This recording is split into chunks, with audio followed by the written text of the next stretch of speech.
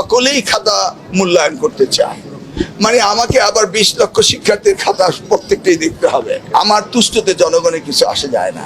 আপনি আগে অস্বচ্ছ দেখতে চাচ্ছেন কেন? আপনি দেখুন না, তারপরে অস্বচ্ছ আপনারা বলবেন আমরা অ্যাকশনে যাব। ভিসা পলিসি নিয়ে আমাদের একটা নির্দেশনা আসছে, সেখানে সকল ভিসা পলিসি ইজি করা হচ্ছে যেন ফরেন ডিরেক্ট ইনভেস্টমেন্ট হয় এবং ফরেনার্স অ্যাট্রাক্টেড হয় বাংলাদেশে আসা ইনভেস্টমেন্ট করা, অ্যাজ ওয়েল অ্যাজ আমাদের সাবজেক্ট যে এডুকেশন মিনিস্ট্রি, সেখানে আমি প্রপোজ করেছি যে সবচেয়ে ইজি ওয়েতে যেন ফরেন স্টুডেন্ট অ্যাট্রাক্ট হয়। এটা আগামী দু একটা ক্যাবিনেট মিটিংয়ের মধ্যে এটা পাস হয়ে আসবে, ইনশাল্লাহ দেখতে পাবেন। The most easy way to come attract foreign student in Bangladesh.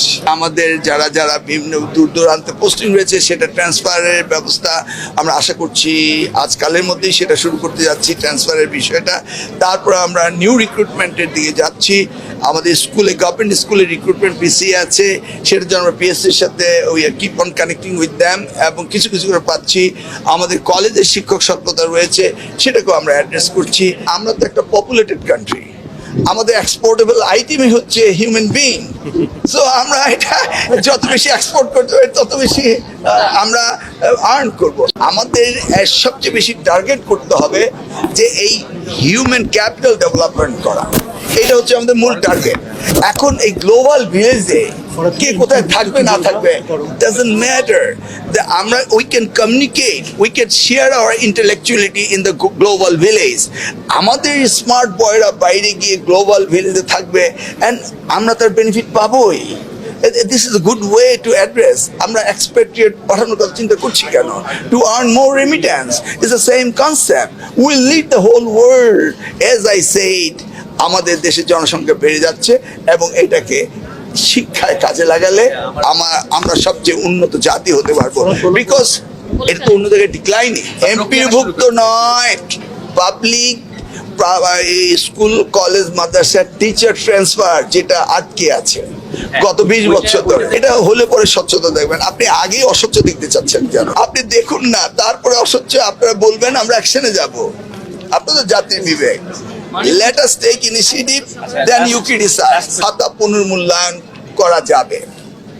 কিন্তু গতকালকের এক্সপেরিয়েন্স দেখে মনে হচ্ছে যে সকলেই খাতা মূল্যায়ন করতে চায়, মানে আমাকে আবার 20 লক্ষ শিক্ষার্থীর খাতা প্রত্যেকটাই দেখতে হবে।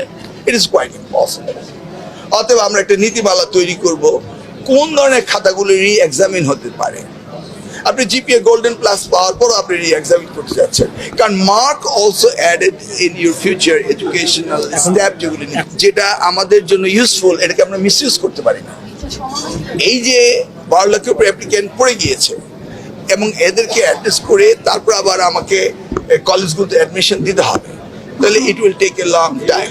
তো ইন দিস কেস আমরা এটা একটা নীতিমালাও তৈরি করব যে কাকে কাকে করব।